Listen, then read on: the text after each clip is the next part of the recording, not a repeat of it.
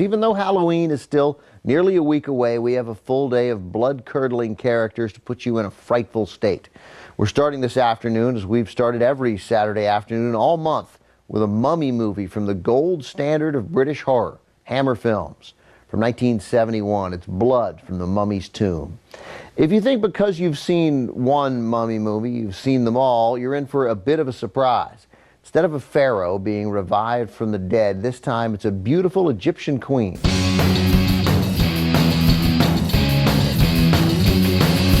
Junk food supper. Junk food supper. Junk food supper. Junk food supper. Junk food supper. Junk food supper. Junk food supper. Junk food supper. Junk food Junk supper. food supper. Junk food supper. Junk food supper.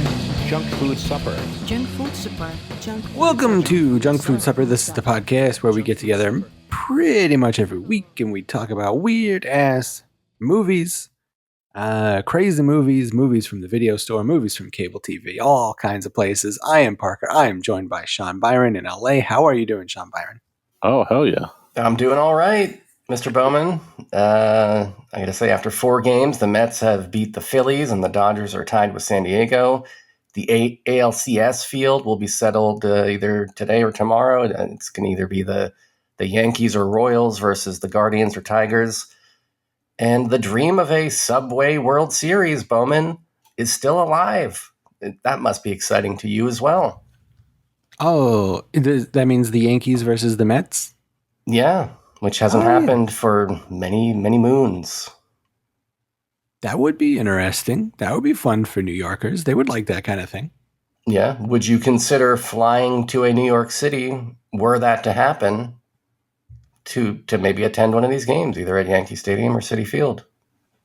I mean, I would consider it, I guess. It would be a very low percentage of that actually happening, but it would be fun. I mean, that would be kind of a fun thing to do. I would rather go to the Met Stadium. Well, of course. And that's mostly because you've already got your Grimace costume procured, right? I don't understand the reference. You haven't been following the Mets this season, in which Grimace has become an integral part of the team. And he's throwing out first pitches. Everyone in the stadium is dressed up like Grimace. It's a sea of purple blobs out there, all smiling faintly as Grimace does. What? Oh, okay. That explains that Grimace I posted in the chat in the Discord. I posted a very sad-looking picture of a Grimace that was in a stadium. I didn't realize that was what he was from. So this thing that I'm explaining to you explains the thing that you did. I just thought this little look on Grimace's face is exactly the look I get when I see that my Music League picks are being downvoted. Well, it's going to be the look on your face if you miss out on these Mets games, these theoretical Subway World Series games. So how did Grimace get involved with the Mets? Don't they already have Mr. Met? He's like a baseball-headed guy. They got Mr. Met, they got Ms. Met, and both of them are kind of sidelined at the moment. To be honest, I don't think I've seen Ms. Met in weeks. She's probably taken this, surge of Grimace attention pretty poorly, I would imagine, because people used to love that pair. They were the metropolitan couple out there. We all loved them. I don't know. A Miss Met, that sounds like woke BS to me. I don't know about this. Fair enough, but ladies are allowed to watch baseball these days too, Bowman. So you got to do something to appeal to them. That's understandable, but yeah, they're no longer just relegated to softball. Well, the times they are changing. Yeah, but I think it was, I don't know. I have no idea how it happened. It was probably some very clever marketing ploy by the McDonald's Corporation. I'm sure that they orchestrated this in an effort to sell milkshakes. I'm presuming, right? I would think so. I mean, if it's like a purely organic thing that the fans thought of as like a weird random humor thing, then I'm behind it. But yeah, if it's like a corporate thing, I'm rooting for the Yankees then. I think the genesis of it was that Grimace threw out a first pitch, and that was like the game when things started turning around for the Mets. They had been struggling for months, and then this was seen as the turning point, and so the fans started like dressing up like Grimace. But as to why Grimace would have been throwing out that first pitch in the first place, I don't know. I mean, maybe they opened a McDonald's kiosk at Citi Field or something, and they were trying to promote their French fry sales. Who knows? Yeah. Well, okay. Well, that sounds fun. I like that. All right. I think I might vote for the Mets now. Or root You for should them. Vote for. I'll vote for them Vote too. for him. Yeah. I mean, November the election's 5th. coming up. Yeah. Yeah. I mean, might as well. There's nobody else on the ballot. I like. Got to vote for Grimace. Yeah. Well, fair enough. Get that guy into office, especially if he's throwing out pitches. I mean, that's pretty prestigious. I've never thrown out a pitch before. I can't recall if he threw a clean strike, Grimace. I'm guessing probably not, and I'm sure he was not on the actual mound. They do that thing now where the celebrities are like halfway to home plate already. I'd rather just see them fail. Isn't that part of the fun? Yeah, it is. I mean, there's no illusions that when, Jesse from Full House comes out that he's going to be some incredible athlete, right? Like, John Stamos, I want to see you fail to throw the baseball to home plate.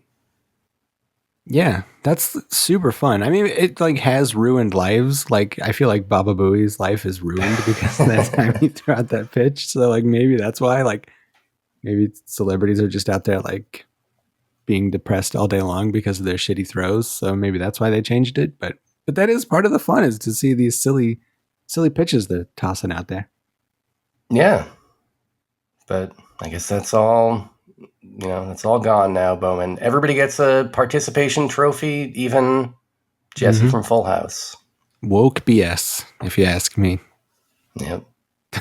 The whole operation over there is woke. Starts with Ms. Med, and before you know it, yeah, we're pitching out the first pitch from, 3 inches away from home plate. I don't care for it. Just rolling it at the plate. Ruins the purity of the game. Well, let's not get started on purity of the game. We'll be here all night, Bowman. Yeah, I mean, what next? Really big bases? Jeez, you're telling me.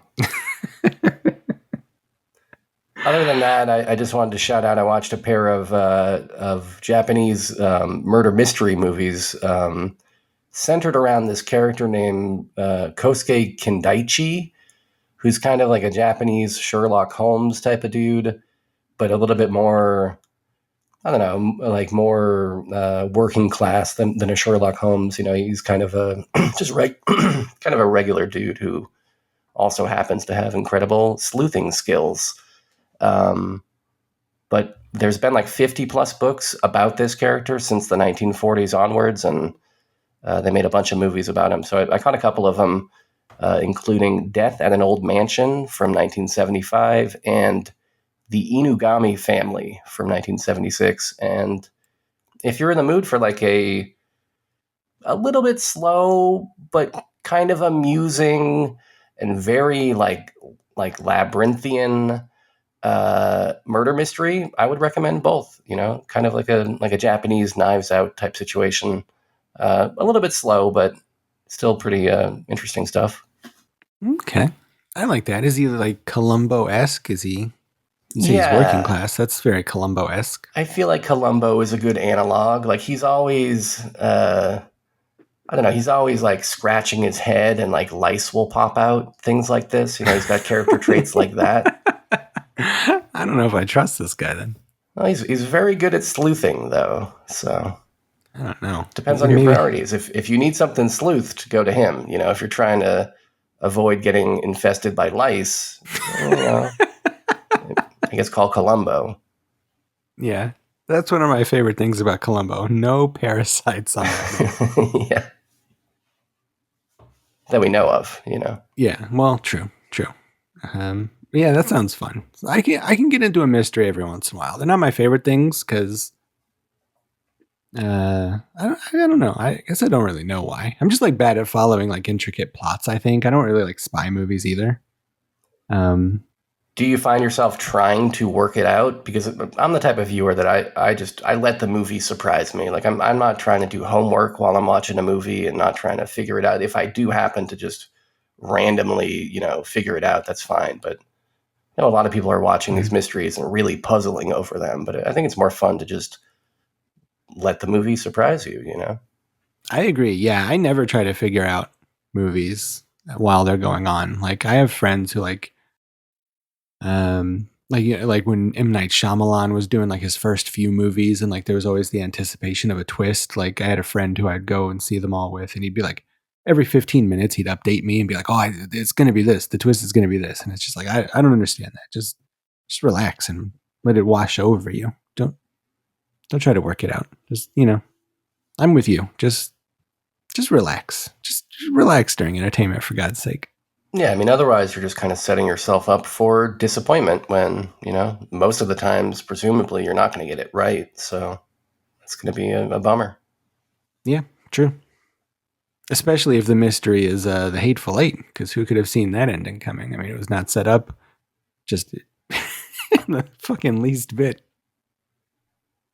Well, I mean, it was set up in the sense that we knew that there was the possibility that there were characters outside of the ones that were introduced. Like, we knew that this didn't take place in a universe in which these were the only characters on Earth. It wasn't a post-apocalyptic scenario, right? Well, that's a good point. Yeah, they do mention that other people existed on Earth.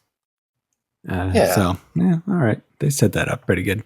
Yeah. And once you've set that up, I mean, you got to fire that gun. You can't leave that, possibility unresolved, right? So it's a Chekhov's gun situation.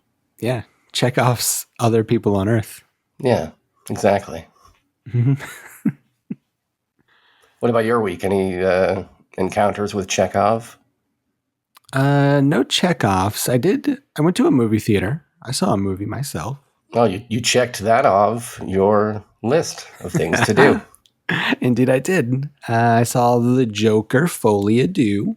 Oh, that Joker. I saw that Joker. Okay, and you had seen the first Joker and you loved it. In fact, you consider yourself a proudly red-pilled man now. Is that true? Yeah, that's why I'm obsessed with all this woke BS you keep talking about. Exactly, yeah. It was Joker that set you on this path to righteousness. It's true. It's the movie that taught you that we live in a society. I didn't realize it before then.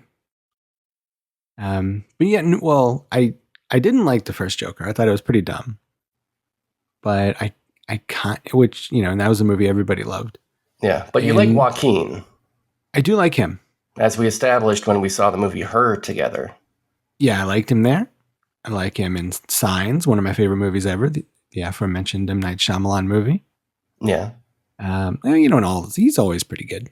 So I wanted to see it for him, and I like Lady Gaga a good deal. You do. I do. Famously, you made mention of her, or at least her buttocks in an early JFD promo. Oh yeah, that's true. I'm assuming that was you that made that one.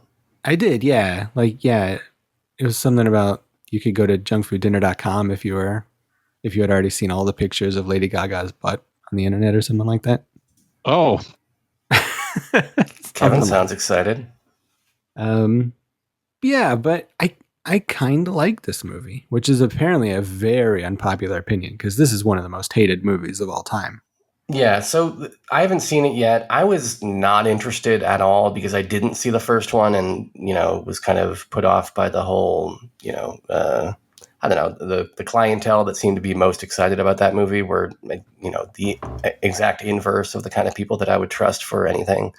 And so was not hyped on this. But then when I found out, it's going to be a musical with Lady Gaga, that kind of brought me back in. But then I'm hearing now that it's not that at all, that like the musical aspect is very minor and that it's mostly like a courtroom drama. Kind of. Like, it is a musical. There are, at least a few big, like not big musical numbers, but like musical numbers. And then like they're singing all throughout it, sort of kind of operatically.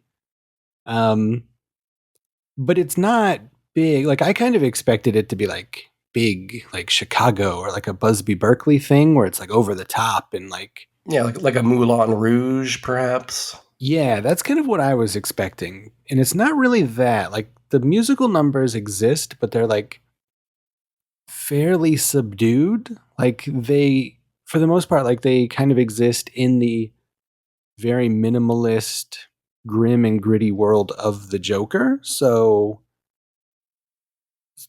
yeah, it's a little underwhelming as a musical, but it's like intentionally so. So it's kind of odd. So it like kind of really feels like it's for nobody because you alienate everybody for like the first Joker movie. Yeah, they kind of goof on that first movie, right? They turn it into like a TV movie or something in this universe. Yeah. There's all this mention of a TV movie about the Joker, which I think the implication is that the first movie is the TV movie, but they don't say that explicitly. But yeah, the whole like pretty much this whole movie is about how if you look up to the Joker and you think he's cool, then you're a psychopath and a loser. So you're alienating a lot of people with that kind of stuff. And then also it's not really like a big musical, so you're not drawing in like new musical fans necessarily. So it's sort of a weird movie for nobody, but intentionally so is the thing. So I find it very interesting because of that. Yeah, well, enjoy it while it lasts because I don't think you're ever going to see anything like this ever again. You know, it's like a $200 million swing for a movie that is going to make like what, 30 million or something. Like it's not making anything. Yeah. It's I think like one of the least successful comic book movies of all time or something, like monetarily. Like it did worse than Madam Web, I think, which is very sad. Yeah, worse than Black Adam, maybe. Oh yeah, I believe so. But yeah, it is an interesting time for movies like that you'll never see again. I mean, we got Megalopolis the 1 week, and then we got Joker the next week. Like two huge artistic swings that were like total failures that cost an astronomical amount of money. So yeah, very interesting that those two things came out near each other, I think, since they're similar. Yeah, and not to spoil our next segment, but I guess I will and just say it looks like November doesn't feature anything like that. No big swings. I don't see any money being spent on these movies coming out in the month of November. Yeah. I wonder, I imagine that people, I mean, I think Joker was anticipated to be another $1 billion movie like the first one. So I imagine studios were just, getting out of their way and not releasing anything for the next couple weeks, thinking that Joker was going to steamroll everybody. And so now there's like just a vacuum of no movies, it seems like. Yeah. Well, they bet wrong. Yep, that they did. Maybe the smart play would have been to just make some movies and see what happens, guys. But you tried to play it safe and make no movies, and now we're all fucked.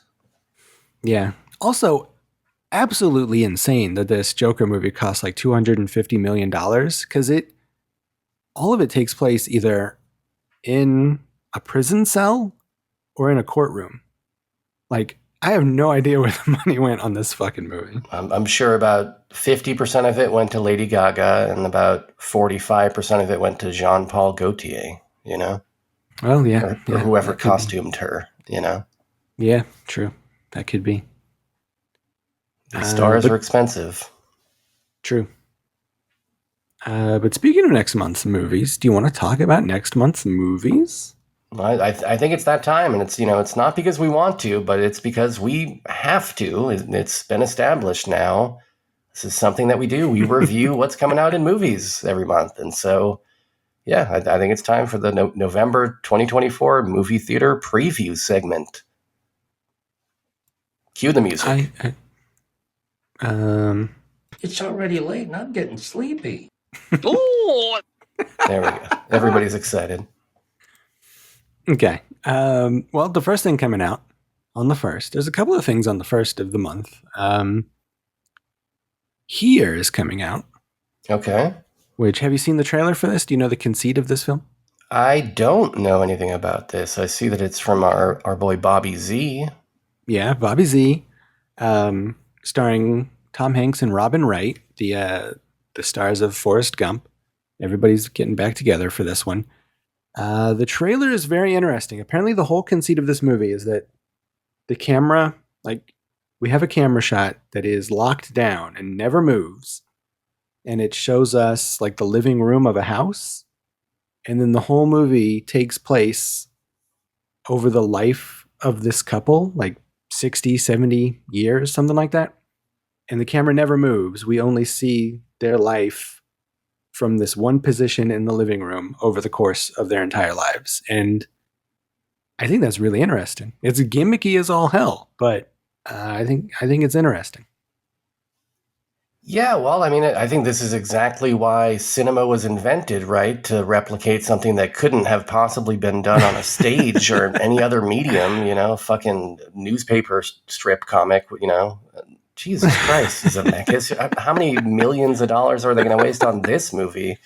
Well, yeah. Well, I mean, it's, they are like de-aging and then also aging up the stars and the cast and stuff. So, I mean, I guess that's... we couldn't do that with pancake makeup, Bowman? Right. A little ester gum? Is that what that stuff is called? I think so. Well, yeah, they could have used that. Other old-timey makeup terms? You know what? I mean, honestly, actually, as much as I razz Robert Zemeckis here, I do kind of like the idea. I guess it's based on a graphic novel, which, that is actually the format in which I think this makes a lot more sense. But yeah. It's interesting. I think I would be more interested in this movie if it was like from a first-time director, maybe from another country or something, versus, a guy that's probably one of the richest men in Hollywood hiring a bunch of extremely famous people to make this. It's probably not going to end up being anything too challenging or, groundbreaking, I would guess, in terms of like its form, other than we didn't move the camera. But who knows? I don't know. Maybe it'll be cool. I respect Zemeckis' hustle. The guy's always doing something new. It's usually shitty, but at least he's trying. Yeah, I mean, yeah, he's made I think enough classic bangers that I'll give him the benefit of the doubt from time to time. But yeah, usually he just kind of errs on the side of schmaltzy sort of nonsense. But but he did co-write Bordello of Blood, so. Oh, fair enough. Yeah, once you've done that, you're in the Hall of Fame. And I feel like, did he appear in your studio and you? Or am I imagining that wrong? I think so. That sounds about right. Yeah. And I mean, even if he didn't appear in it, he was probably around Universal at that point in time. Maybe not on those specific days, but, he was in the mix. And for that, I respect the man. Yeah. And he made your favorite movie, Used Cars. Well, of course, yeah. The movie that Kevin Moss famously hates. Mm-hmm. That's his least favorite movie. He's going to take that to his grave, how much he hates that. Just won't give it up. Also coming out in this first week of November is a Clint Eastwood movie. Mm-hmm. Mm-hmm. But it's not a cool Western in which Clint Eastwood is shooting bad guys from the back of a horse, as only he could. It's a courtroom drama that he directed, starring Toni Collette and J.K. Simmons, and also Kiefer Sutherland, as if there was any other Kiefer. Mm-hmm. I don't know. There is a plot description. I don't really care to read it. It's a courtroom drama. And it'll probably be bad because I think those usually rely on good performances, right? Isn't that the whole thing about a courtroom drama is you need some really, intense performances? And correct me if I'm wrong, but I think Clint Eastwood is a guy who has never shot a second take of anything that he's ever done. So can't imagine this will turn out all that good. I mean, when you're Clint Eastwood, I don't think you need second takes. The guy's a maestro. And also when you got J.K. Simmons and Nicholas Holt in your movie and Toni Collette, you don't need second takes either. I don't know what you're talking about. This is the cast you want for a movie like this. I mean, I guess, yeah, they could bring it if they're rehearsing, doing rehearsals. Maybe they'll get everything nailed down before Clint shows up to like very lazily point a camera in their direction and then go off to lunch. But it's going to be on them, Well, yeah. I mean, that's how a lot of Clint Eastwood movies work, is they kind of like live or die on his cast, especially like the later ones, like these later ones he's been doing, especially. Which of these later ones have you seen? Richard Jewell? Would you say that you're a fan of Richard Jewell? Because I can sense that you're a defender here of Eastwood's directorial output. I most certainly am. I think he's great. Richard Jewell is pretty good. Sully kind of sucked. Yeah. American Sniper was pretty good. I haven't seen J. Edgar or Hereafter or Invictus, but Gran Torino is a masterpiece. Oh, you like that Gran Torino? Oh, I love it. I love it deeply. $1 Million Baby. I mean, that was like 20 years ago now, but that's a masterpiece. All right. So yeah, there's some movies that you like. Yeah, I like him a lot. I think he's a very good director. An even better actor. Maybe not. Maybe he's a better director than an actor. But yeah, I like him a lot, so I will definitely check this out. You don't like that completely overrated movie Unforgiven, though, right? I said, what are you talking about? Overrated? That movie's a masterpiece. So bad. Nah, you don't. What are you talking about? Anyways. It's a movie about tough-ass old men. They're very tough. Very tough. Play Misty for Me, also a masterpiece. I like that one. Heretic's coming out. That has nothing to do with Clint Eastwood. I agree. But it is I think it's an A24 horror movie. Yeah, A24, starring Hugh Grant and a couple of ladies who I don't know. Premise: when two Mormon missionaries attempt to convert a man, it turns out to be far more dangerous than they could have ever anticipated. Wouldn't you know? Topher Grace is in this as well. That's a name I know. Yeah. I like him. I don't know. This probably won't be as good as Orgasmo, and for that reason, I say, why bother? Well, I wholeheartedly agree with you there.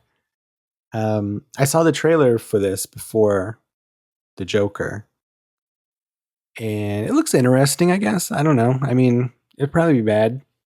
I can't imagine it'll be all that great, but it looked spooky. The trailer made it look spooky. A24 is really good at making like all of their trailers good though. And like all of their trailers look action packed and scary. And then you watch them and it's just like people crying about trauma for 2 hours. So it's hard to tell. It's kind of a gamble with their trailers, but so I don't know. I'm on the fence about this.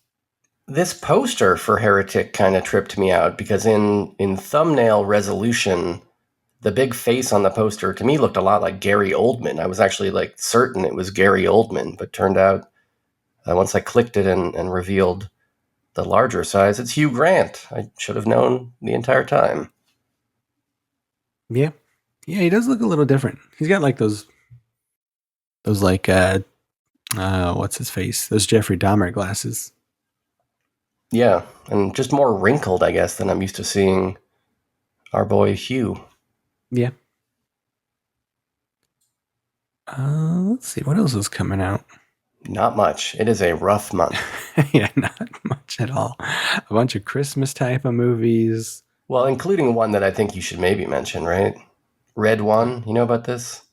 Oh, Red One. I did see this trailer. Yeah. Have you seen the trailer? I have not seen the trailer, but I did see when I was scrolling past it here on Wikipedia that it stars The Rock, Chris Evans, Lucy Liu, Bonnie Hunt, Nick Kroll, J.K. Simmons again. Man, that guy never stops working.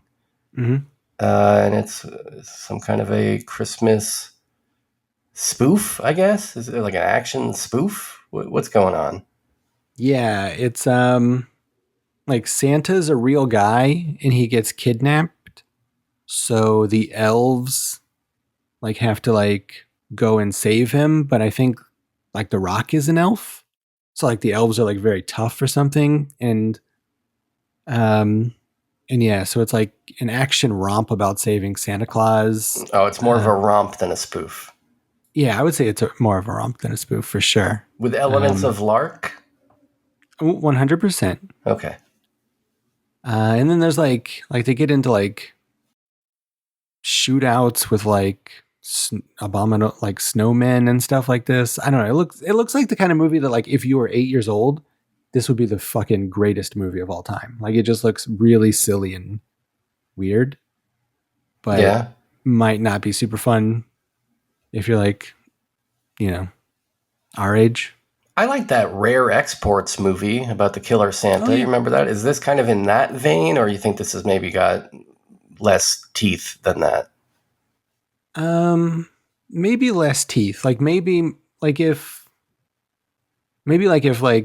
Michael Bay did a remake of that movie or something.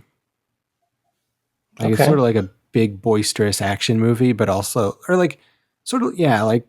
throw Rare Exports, Michael Bay, and Ernest Saves Christmas into a blender, and that's kind of the feeling I got from it. I guess this director of this is the son of Lawrence Kasdan, the Star Wars co-writer producer. Oh yeah, who also did. He was involved in RoboCop Part 2, if I remember correctly, right? Or is that somebody else? I don't remember that. It's possible. Well, if so, that's a good sign. I feel like RoboCop 2 and 3 is kind of also analogous to what this movie reminded me of. He was certainly around Hollywood at the time that RoboCop 2 was happening, and for that, we respect him. That's also, yeah, that is true. That is true. What else is coming out? A movie called Daruma is coming out, but it's not a remake of Niku Daruma, so I'm not too worried about that. Gladiator 2, directed by your man Ridley Scott, which, ironically, that is a remake of Niku Daruma. Oddly enough, a very strange script writing process on that one. But I recently read a Variety article saying that Brian De Palma is better than Ridley Scott. So I feel very vindicated about that. But anyway, so I don't know. Have you seen this trailer? And you like Ridley Scott, but do you like Gladiator? I guess that is the main question here. I don't really care about Gladiator. I mean, when I say that I like Ridley Scott, I mean, the dude hasn't directed that many movies. And the ones that I like are mostly between 1979 and 1991. Okay. But I love those movies so much that it kind of outweighs the fact that he's been doing mostly boring stuff or lame stuff since then. There was that, what was that movie that he directed with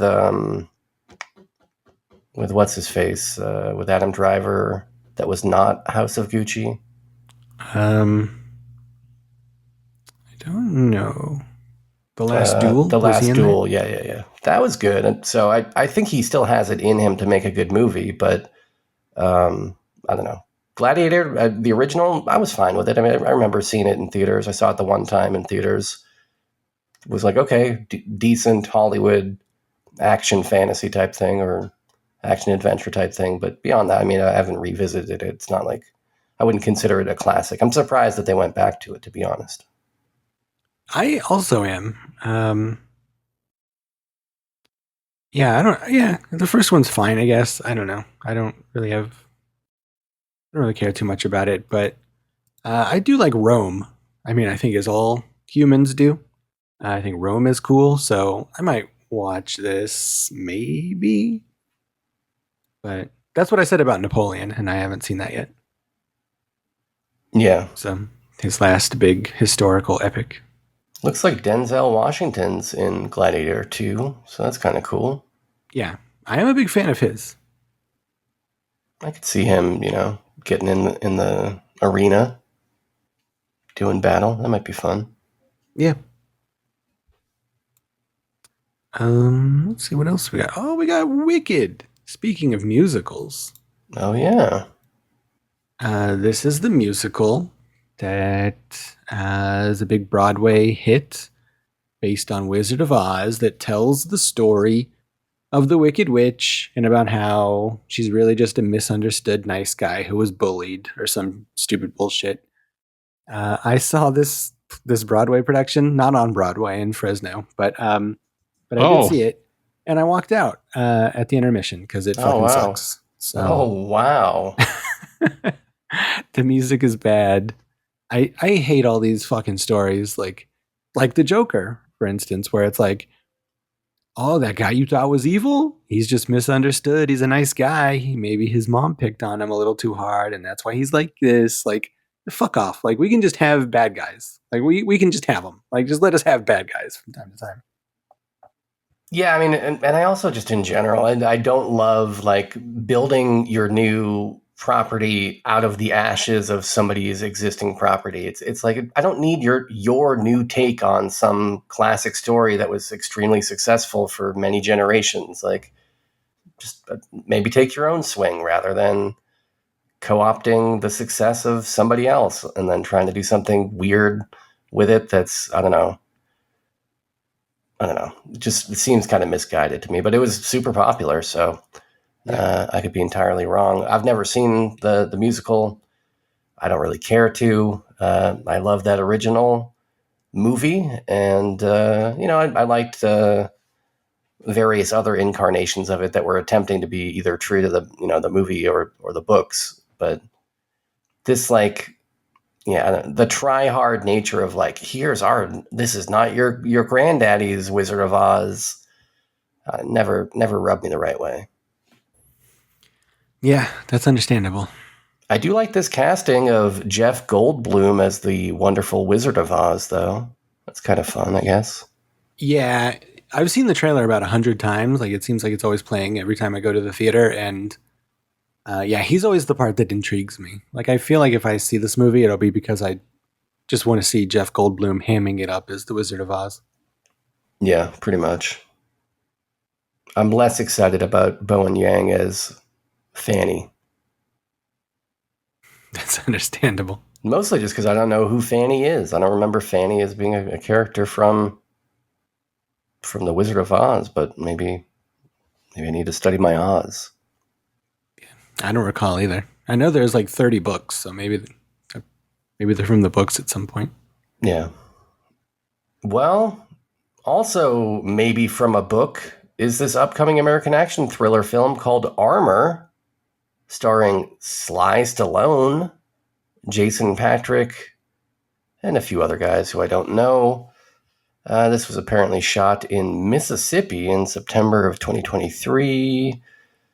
And I don't have any kind of plot description. Crew members dispute the directorial credit director Justin Rout received for the film, alleging that Randall Emmett coordinated several production elements while remaining unlisted on call sheets and avoiding the spotlight. According to props assistant Michael Castro, Rout literally was pretending he was directing the scene that he was going on, looking at the monitor and then looking over at the action and making hand movements to make it look like he was telling people what to do, but it was all make-believe. Some shocking allegations here from props assistant Michael Castro. I don't know how Justin Rout is going to reply to these allegations about this upcoming action film, Armor, that nobody's heard of or will ever see. But good on them. And good on Lionsgate for continuing to produce these movies that will be instantly forgotten. Yeah. This sounds like it's probably just going to go straight to Redbox. And Redbox doesn't even exist anymore, so that's even more appropriate, I guess, that it would do that. Yeah, it's a shame how far Stallone has fallen from being, the Italian stallion that we all looked up to at one point to headlining non-existent red boxes. Yeah. But like also he's on that show, The Tulsa King, I think it's called, which is like a very popular TV show. So it's weird that he would, use his newfound stardom on TV to continue making these dog shit theatrical or straight to DVD movies. Like, well, and by very popular TV show in 2024, I think that means you got 24 viewers, right? Well, there's also that, yeah. So. But as far as TV goes, it's very successful. But for a TV, it's not like he's pulling in Rogan numbers, Well, that's true. Once he starts podcasting about horse tranks, then he's really going to develop an audience. Mm-hmm. Let's see. We got this other movie here that I am actually excited about. I didn't realize it was coming out. I don't believe it for a minute. You don't believe it? No. I mean, I looked up and down on this calendar. I was just disappointed left and right. But tell me what I missed. Well, is this movie called Queer. It's directed by Luca Guadagnino, who we recently talked about when we talked about the Bones and All movie. So I skipped over this out of pure maliciousness and prejudice. Yeah, you're a bigot, and that's why you left this off the list. Okay, This movie, tell me more about this woke film that you've picked. well, it's woke BS, so I will be boycotting it. But if I were to see it or care about it, I would tell you that it is set in the 1940s in Mexico City. It follows a guy named Lee who, after fleeing from a drug bust in New Orleans, wanders around the city's clubs and becomes infatuated with drug user Alberton, a discharged American Navy serviceman. It stars Daniel Craig, Jason Schwartzman, and some other folks. I heard that this was just like kind of announced recently, like maybe it was at Cannes or something like that, and seems a little odd because Luca Guadagnino just put out Challengers like 6 months ago or something. So this guy is a pretty hard-working ass fucking dude. Yeah, well, and did you see what it's based on? I did not know. It's based on a novel by Billy Burroughs, William S. Burroughs. Yeah, I didn't even see that part. That's interesting. So based on that, the title is probably a complete lie. Nobody in this is going to be queer. There will be no naked lunches. Milhouse will be disappointed. Yep. Yeah, I like this director, so I'm in for this. Yeah.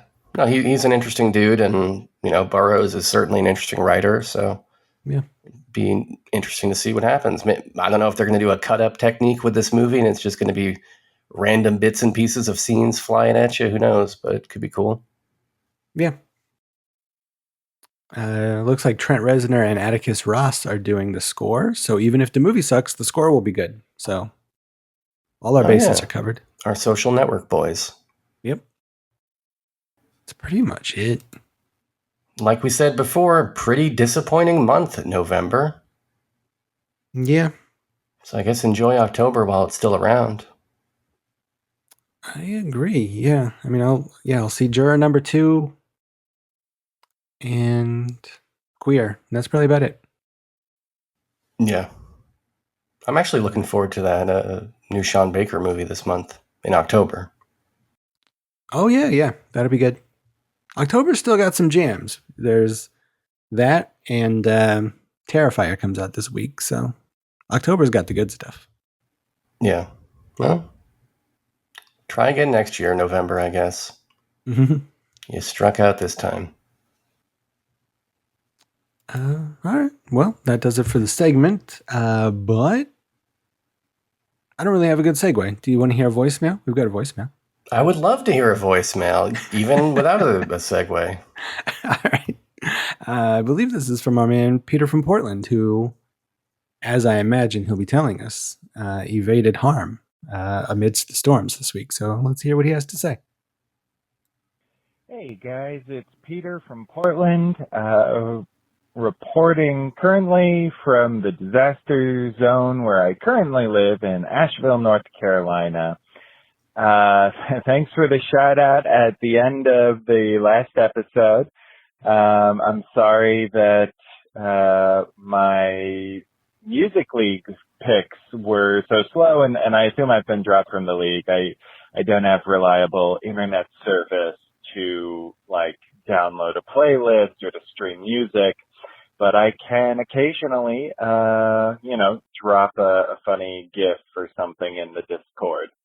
But yeah, just want to let you guys know I'm still doing well. House isn't damaged. People and pets are safe.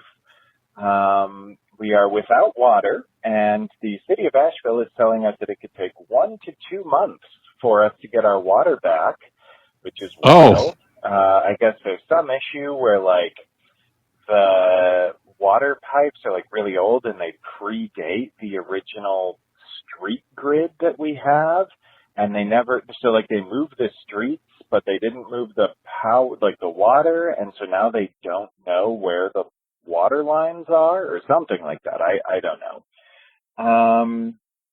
FEMA is giving out free money, so that's cool. If you tell them, hey, I had to throw away all the groceries in my fridge, then they'll just cut you a check to go buy some new ones.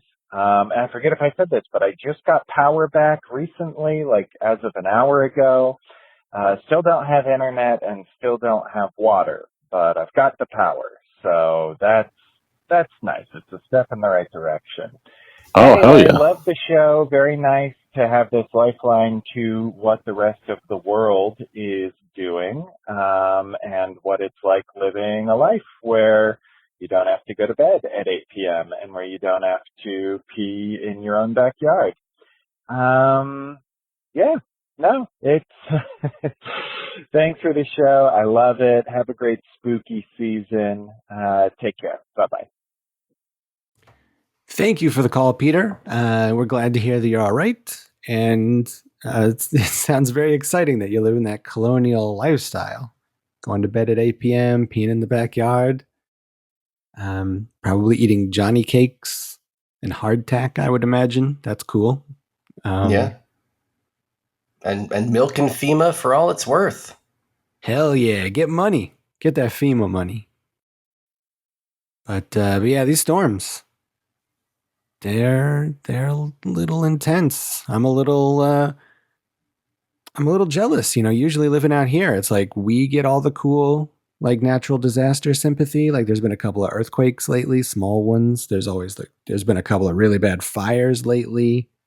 Usually we Californians get to say, "Oh, woe is me" and all this, but the East Coast they've taken over the mantle the last couple of weeks. Yeah, to be honest, I'm a little bit concerned. Hopefully that was not a call from Peter in kind of the eye of the storm situation where he was like between two hurricanes, because I'm assuming he recorded that before Milton made its landfall. And I don't know if that's headed in his direction or not, but yeah, it seems like we're not, as a nation, we're not yet out of the woods for hurricane season. Seems like it, yeah. It seems like we're probably never going to be out of the woods for hurricane season for the rest of the existence of Earth. Or at least a wooded area. Yeah. Yeah, these disasters. Well, we're glad that you're doing well. And we're glad that you have power back, because that means you can listen to the podcast, which is the most important part of any recovery effort. So yeah.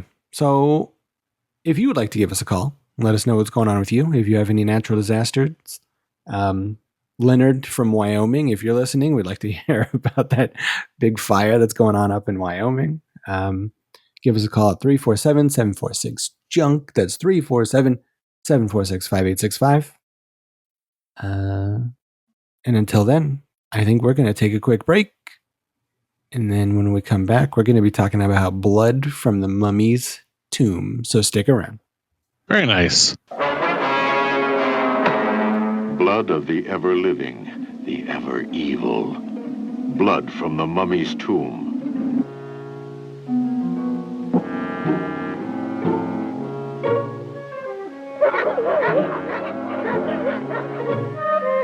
From the dead past come powers too terrifying, too strange to be believed. You know who I am? Yes. And you're afraid, aren't you? Who is she, wearing the mummy's face? Is she one of us, enjoying our kind of life? Or is she the ever-living, the ever-evil?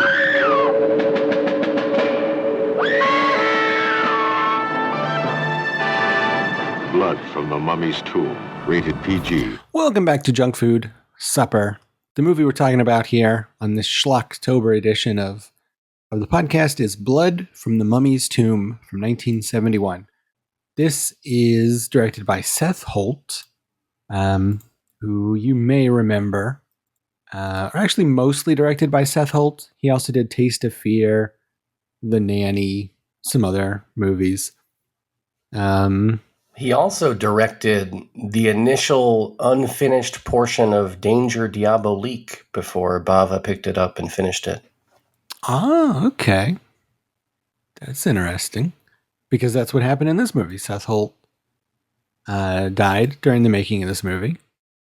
And the movie was finished by Michael Carreras, who also did Curse of the Mummy's Tomb and Maniac and The Lost Continent. There is actually on the Blu-ray a funny interview with the original director, though, and mid-film he just says this. I'm too old for this. Well, that was accurate because he passed away. This is a Hammer horror film. I wanted to do it because I've been, as you may know, because I've made you guys watch a few of them the last couple of years, I've been getting into the Hammer horror movies. And I hadn't seen this one. And this is one that people, this is late in the run of Hammer horror movies. And this is one that people kind of point to and say, like, you know, at the end of Hammer's run, when they were getting violent and sexy, this one is a violent and sexy one. And that sounded intriguing to me because most of the Hammer horror movies I've seen and the ones that we've done on the show are more early in their run. And they have more to do with like sort of that, that sort of like gothic vibe. They're not very violent. I mean, certainly violent for the time, I think, but they're, you know, a little stodgy, a little stuffy. And so I wanted to see something a little bit more freewheeling, I think. That's now, what I... Is this actually a Hammer horror movie, though? Or is it, as Google says, when I Google the phrase Blood from the Mummy's Tomb, is it a horror/drama? Well, it's a Hammer horror/drama, I would say. Okay. That seems accurate to me. But it is a Hammer film. That we cannot deny. It's too legit to deny. Yeah. When this was released, it was a double feature with Dr. Jekyll and Sister Hyde, which also it seems like a cool horror movie or a cool Hammer movie. This one is based on The Jewel of the Seven Stars by Bram Stoker, who you may know from inventing Dracula. And who I didn't know ever had a hand in mummies, but I guess he did. I feel like that's something I probably should have known as somebody who claims to like horror stuff, but I didn't know Homeboy wrote a mummy book. Yeah, apparently. I've read Dracula when I was a young man, but I've never read this, what's it called? The Jewel of the Seven Stars. But yeah, that book along with, what's his face? Arthur Conan Doyle. He wrote a story called Lot 249, I think it is, which was adapted in the Tales from the Dark Side movie. And those are kind of the two early stories that kind of made mummies happen as a monster, is Bram Stoker and Arthur Conan Doyle's. They kind of kicked it off, I think. Interesting. I wonder when that Stoker book is. I mean, wasn't Dracula like 1800s? I just feel like it's early, right? Like I feel like any kind of mummy stuff that predates, you know, discovery of Tutankhamun, I feel like is kind of ahead of its time, right? And that was all like 1920s, right? Was that kind of newfound resurgence of Egyptology? I think so. Or like, well, I think Victorian age people, like 1880s, 1890s, were kind of getting into like mummies and stuff. The book came out in 1903. Yeah, it's pretty early, I would say. I mean, earlier than I would think of mummy mania being. Yeah, I think there was a little bit of it in the late 1800s, and then I do think there was a resurgence in it in the 20s, like you said, after like Europe chopped up Africa and the Middle East after World War I. I think they kind of went in there and started digging up a bunch of folks and raiding the countryside as the English do. Yeah, and so I think that populating their museums. Yeah. So I think that brought upon like a second, more popular wave of Egyptology. But yeah, pretty early this book. It was after Dracula, and a female mummy also. I feel like kind of ahead of its time, you know. But before the mummy has even been kind of established as a known quantity, we're deviating with a female version. Yeah, absolutely. It is also kind of interesting that the Dracula movie, the Universal one, doesn't really have a whole lot to do with the book. You can't just assign vampirism to anything you don't understand. Like, it's very, very loosely based on that book. And then they also Universal made a Mummy movie, which is also, Bram Stoker also laid the groundwork for mummies. Also, but that Mummy movie that Universal made is more like the Dracula movie that is nothing like the Bram Stoker work. So Universal, like digging up all this Bram Stoker work and then just not even adapting it well at all. Like very, very odd. But I guess that was their modus operandi at the time. But in this particular movie, two Egyptologists, Professor Fuchs and his friend, I think it's pronounced Fuchs, but it's a horny movie, so you can call him Professor Fuchs. They dig up this Queen Tara, who is an Egyptian mummy who has been preserved because, as we find out in the prologue, I guess, like a bunch of priests preserved her, mummified her, but not in the typical way. Like she's just herself mummified, not like wrapped in bandages and all that. But they cut off her hand because I think that was like the evil part of her, or so they thought. The hand gets away and then unleashes some sort of wind monster upon the priests that when the wind blows, it rips open all their throats. And well, not just the priest, also rips open the throat of a poor little puppy. Yeah. Well, or like a vicious attack dog, I guess. But still, it was kind of gnarly. Yeah, for sure. And so, yeah, that's kind of how the movie opens. Years later, the Egyptologists bring Queen Tara back to England. It turns out that the professor's daughter looks a lot like Queen Tara, the mummy. And perhaps there's mystery that ties the two together, their two fates. The mummy just kind of hangs out in the professor's basement, and people ponder it for most of the movie. At some point, the severed hand returns, and at some point, a lot of the treasures of Queen Tara's pyramid are kind of recaptured from the English people who pilfered them. And yeah, I guess the crux of it is we wonder if what the daughter and the mummy's connection is. So that's the basic plot. This was not nearly as salacious as I was led to believe by people on the internet.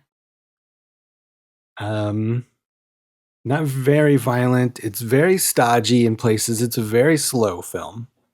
Well, I mean, how old were these people that you were referring to on the internet? I mean, were they as old as Bram Stoker? If so, this was saucy, Probably. I mean, yeah, I was watching the YouTubers I watch when it comes to getting my Hammer horror like information. Like they're pretty old men, so I guess this is probably pretty salacious to them. And it's not salacious. Like there's a lot of this that I like. The opening is absolutely amazing. I love that stuff. Like there's really cool atmosphere, really cool vibes. I like the cool severed hand. There's a cool scene with a guy in an insane asylum, which is also very Dracula-y. He's kind of got like a Renfield vibe to him. That I liked a lot, where I think he's got like the snake treasure, or maybe a cat or something like that. And things go awry with him. I like this lady who plays the daughter and the mummy, Valerie Leon. She was also in a James Bond movie, The Spy Who Loved Me. Yeah, she's the famous Bond girl credited as Lady in Bahamas. Okay, yeah. From Never Say Never Again. Never Say Never Again. She's Lady in Bahamas. And in The Spy Who Loved Me, she plays motel receptionist. Oh, wow. Two incredible roles for Valerie Leon. Yeah. I think she's good in this movie because she's very pretty and she has huge boobs. And that's like kind of what you want from like a sexy sexy mummy lady.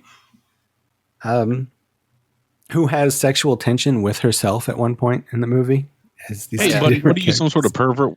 Well, when it comes to sexy mummies, perhaps. This movie, I mean, maybe we'll spoil it after, at the very end here or something, but also this movie ends in a very like cheeky way, which like there's like a really like kind of spooky ambiguity to the very ending of this movie. And then also a very cheeky mummy joke at the end that really left me like smiling. So I think the beginning and the end of this movie is very good, and then the middle 75 minutes is pretty bad and boring. Not bad. It's not bad. It's very boring, but it's fine.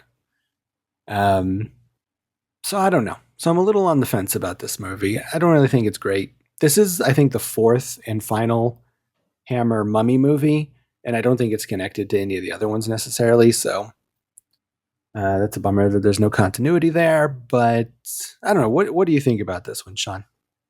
Well, I mean, as I've mentioned on the show before, I have not seen a ton of Hammer horror stuff, so when you picked this, I was excited for that reason. And then, I looked at Wikipedia before watching this and saw that it was a Bram Stoker novel that it was based on, and that was enticing me. And, I was also excited by the prospect of it being from the guy that did part of Danger Diabolique. That was kind of interesting. And so, I came into this with a pretty open mind. And I think it starts off pretty solid. I mean, that opening prologue bit is a little bit confusing in that they don't really set up much of what's going on with this mummy woman. But it looks cool, and I like these vicious attack dogs and this weird wind power that she's got or whatever the hell's happening. All of it kind of looks cool. And the very opening shot is, a very foxy British woman in a nightgown. So I'm like, okay, this is not too bad. And pretty soon after that, we get, the shots of her, in mummy form, nearly naked, throughout the entire runtime of this movie. Like the mummy getup that she's wearing is basically just a ceremonial headdress and almost nothing else. It's very revealing. Mm-hmm. And the pixels are looking great. By the way, I accessed this via Amazon has a free trial for the BFI channel, I think it is. And so that's how I was able to get access to this. And the pixels are great. It's looking real nice these days. This is definitely the kind of movie that would have looked brown as hell on VHS, but now that it's been scanned properly, you can kind of appreciate the subtle color palette that's in use here, And some of the effects even look good. I thought the visual of a... Go ahead. Not to interrupt you, but also like one thing that is kind of cool about this movie being kind of drab and British and brown is that when they do like go down to the basement and see the mummy and some of like her things, like that stuff really pops because it's all like golds and blues and teals. So the times that there is color in this, like it's accentuated by the fact that most of it's brown. I don't know how much of that is intentional and just how much of that's like just what it was in 1971, but it does make all the mummy stuff kind of pop that all the rest of it's pretty drab. Yeah, and I think that's true. And I think it's also not that drab. I mean, we've certainly seen more dull-looking pictures. And while it's not like a bunch of vibrant colors all the time, it's nicely photographed. And like I said, some of the effects look good. I like that severed creeping hand. I think it's handled very creepily here. And of course, this movie also features a lot of those old school Hollywood glamour shots for this female lead, for Valerie, with those very long lenses and lots of diffused light, the kinds that you would normally see in like 1930s Hollywood movies. And I love those kinds of shots. And I think this woman is very attractive. So it was never an unpleasant movie to watch, mostly because of how openly horny they make this movie, and I love horny 1970s British stuff. I have very fond memories as a child watching Monty Python's Flying Circus and whenever one of those big-titted ladies who were not just Terry Jones in drag would show up on the show, I would go fully ape as a child, even with unfettered access to Cinemax at the time. It didn't matter. There is something about British women in this time period, how they do their makeup, how they do their hair. I don't know what it is about me and that look, but it's very appealing. So I loved all that. I love the bit in this where Valerie chomps suggestively on a banana for a little bit, which, by the way, it is sort of a very skinny looking banana, which I don't know if that was a commentary on British peens or just banana technology in the 70s wasn't that good, but it stood out as being kind of a weak looking banana. But that part's fun. We also get a pretty tasteful but titillating nude butt shot of Valerie in one scene with some nice mood lighting, to accentuate her form. That's like very gratuitous too, because like she's like walking around in her bedroom and it's like there's like it's the definition of gratuitous. Like there's no reason for her to just suddenly expose her butt. It's wonderful to see. Well, and I think that's that classic shot now that we see all the time where it's like, I guess we want to titillate for a second. So just have the woman get out of bed and she's going to flash her butt at camera. We get that all the time now. I feel like that's the go-to move if you just want to sneak in a little bit of nudity. But I feel like in 71, that must have been pretty racy, So I can identify with these old men on your Hammer Horror YouTube channels who found this to be titillating, and I'm sure it was at the time. But outside of that, this movie is very slow. I think the movie is about 80% establishing shots. I don't know why the fuck in the first half of this movie they keep cutting to random shots of outer space for long ass amounts of time. I don't know why whenever a new scene starts in this, we have to start the camera off at one door, have that door open, have a person slowly walk through the door, and then all the way across the entire set as the camera pans with them before anyone says a single word. It happens in every scene in this movie, and it's a little bit insane at a certain point. But, I mean, I will say it does pick up in the last 10 minutes when they get to that, climactic action. And I like some of it there at the end. I did like that the guy from A Clockwork Orange, Aubrey Morris, the victim of the home invasion, he's in this, and that guy really knows how to chew his way right through scenery, especially in this movie where the scenery comprises all of, I think, 2 sets, the tomb and a library or something. So not a single inch of set was safe from the scenery chewing of Aubrey Morris, but I was for it. I like that guy. I think he's a lot of fun. Less fun was that dude who looks distractingly like David Warner and or Mark Summers.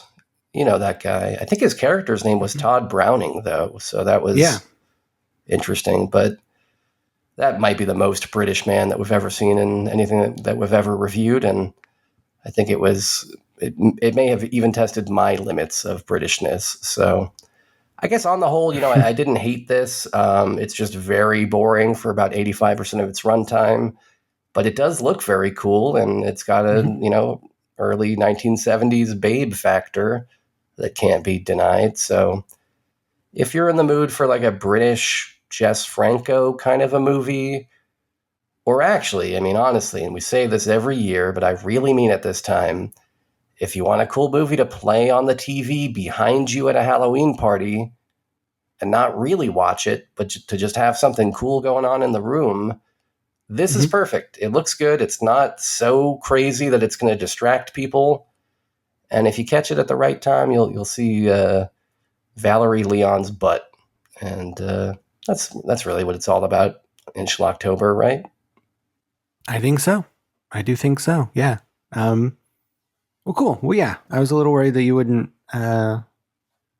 like this very much since it is kind of boring. I wanted to pick a mummy movie because the only other Hammer mummy movie I've seen is the first one, and there are some like really cool flashback scenes in that where there's like very like very nice looking Egyptian, like mummy stuff, old timey stuff with like big production value. And Very nice. that it's very lush. So I thought that this movie would have a bit more of that. And I thought that you would enjoy the lushness of some of that mummy stuff, but it wasn't really there. So No, but there was lushness in other areas. well, that is true. That is true. But I will say, officially, you failed to frighten. I was not scared. I did not get spooked. I was over here just, barely phased. Hardly scared. Yeah, I think that's fair. I do have an extra spooky, scary one for the next time it's my turn to pick a movie. I've already got one picked out. So rest assured, you're going to get scared this Schlocktober. You are going to get scared. Okay, I look forward to it. But before we find out if you're going to be scaring me next week, I did want to mention an interesting tidbit about this movie is that Peter Cushing, star of many Hammer horror movies and Star Wars, filmed on this movie for one day.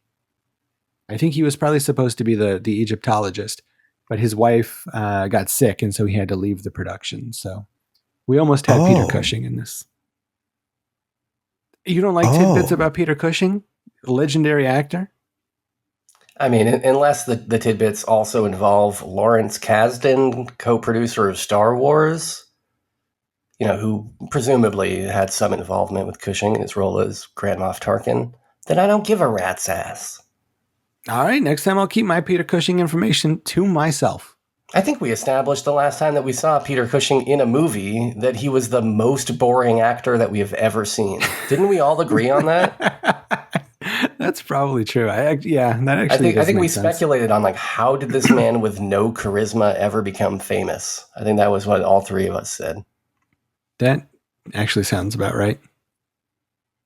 But no, it's fun. No, I like these kind of tidbits. Don't let my errant drop usage confuse you. That was not meant as a slight of how interesting that was. Okay, I know all the listeners really care about Peter Cushing. They do. Yeah, they're going to be pissed that I said something bad about him. As pissed as they've been all these years about Kevin Moss and used cars. That's probably true. But speaking of used cars, what will we be watching next week, and is it going to be scary? I think, I've got a few options here, and I want to pick something that you haven't seen, maybe, if I can. So it's going to depend on which of these you've seen, you haven't seen, how scary they're going to be. I'll be honest, I racked my brain. I probably could have went to Letterboxd and done a full deep dive of research, but I just racked my brain instead for the past week thinking of scary movies. And I think we might have reviewed all of them. I don't know if there's a scary movie out there that we haven't reviewed. The only one I could think of that I think legitimately scared me when I saw it that we haven't done is a movie from the 1960s that I'm wondering if you've seen. If you haven't seen it, I think we should review Rosemary's Baby. But if you've seen it, I got other stuff. I have seen that film. Okay, you've seen the Rosemary's Baby. Would you agree that it's frightening? I would say that the first 90% of it is very scary. Okay. Before the killer pops out of the floorboards, you're saying, right? Yeah, before Channing Tatum shows up. The ending, I don't know what to make of that ending still after all these years. But yeah, I do think it's a very scary movie. Well, people were doing a lot of acid in the 60s, so let's chalk it up to that. Have you seen The Neon Demon? That's not the movie from the 80s, The Neon Demons? No, that's the Neon Maniacs you're thinking of. Oh, that's right. That is... Wait, The Neon Demon, is this... It's the Nick Refn movie. I saw it when it first came out in the theaters, but it's been a long time, so I kind of don't remember. So you've seen The Neon Demon. Okay. Have you seen Titane? I have not seen Titane. Okay, we're seeing Titane. Okay. Is that a horror movie? Yeah, I think so. I mean, it's maybe it's a horror / drama if you ask Google. That's fair. Okay. That counts. Google says horror/sci-fi. Okay, I'm in. I didn't realize. I don't know a lot about it other than people were really into it. I didn't even realize it was horror adjacent. It is French, so I will give you one escape hatch. If you are dead set against having a French Schlocktober, let me know, and I have another pick, but I won't tell you anything about it. It's not French, though. It's American. It's American. Well, now I'm a little intrigued. So your picks are Titane, which you've never seen, and a mystery American horror movie from 1995. 1995. And this movie is scary? This 1995 movie? I'm not going to tell you any more about it. It is a horror movie. It's not a horror drama. Oh, I don't know. I feel like I have a lot of pressure. I'm guessing you've probably seen the 1995 one. There's probably not very many horror movies from 95 that we haven't seen at this point. That's probably true. So yeah, based on that, because you wanted to watch a movie I haven't seen, let's do Titane, because I can almost guarantee I've seen an American horror movie made in 1995. Okay, well, we'll have to save The Mangler for some other time. Sorry, Bobby God. UK and Toby Hooper. Thank fucking Jesus. I picked Titane. The Mangler sucks so bad. You don't like The Mangler? Okay. I've been meaning to revisit. It's about a killer printing press. Right? Or was it a laundry machine? Yeah, it's a washing machine. Killer washing machine. I saw it, on videotape when it first hit, shelves when I was a kid, but it's been since then. And I don't know. I've always wanted to go back. I probably have not seen it in 15 years or something. I guess any movie about a killer washing machine is worth watching to some degree, but I remember it being pretty bad. And there are 2 sequels, which are also very bad. Okay, well, it does not matter how many sequels there are because we're doing Titane, a movie that I don't think has any sequels, but is, I think, streamable on Hulu and Disney Plus, which is very bizarre considering how graphic the movie is. Okay. I'm very intrigued. If you Google search Titane, the very first result for that little thing where it says people also ask is, what the heck is Titane about? Don't click on that because it's going to spoil it for you. Okay, I'll avoid spoilers. Okay. Oh, okay, yeah, the director of Raw. I remember that movie. Yeah. All right. I'm in. Okay. Well, yeah. All right. Okay. I guess that's what we're doing next week. So if you have thoughts or feelings on that, feel free to call us up on the voicemail line at 347-746-JUNK. That's 347-746-5865. Or find us in the Discord. Talk to us there. You can email us at jfdpodcast@gmail.com. Find us on Facebook, facebook.com/junkfooddinner, where you can find a little call now button that will also take you to the voicemail line. You can also find us on the Patreon. If you think we've been doing a good job, you want to give us a nice little tip, a monetary tip, you can do that. Let me get that snap, Boo. You can do that at patreon.com/junkfooddinner. If you're fiending for more junk food supper, junk food dinner, and you've never been a Patreon friend of ours, go there. For only $5 American, you can get literally hundreds of bonus episodes that are real wonderful. A lot of them are about Twin Peaks. Yeah. Many of them aren't. Some of them have Corey Feldman on them. It's true. And I think, it's a little bit early to fully announce, but I think a new season of Junk Food Dessert should be starting pretty soon, I believe. I think so. I think that's going to be happening. And during that season, I will prove once and for all that I'm the biggest David Lynch fan. So I'm very excited to finally have proof of this. And more theories. I'll have a lot of theories next season too. So yeah, mostly about Heidi. Well, She's a very intriguing part of the show, I've discovered. Yeah, you finally came around to it. So check all that stuff out. And until next week, this is Parker for Sean saying thanks for having fun.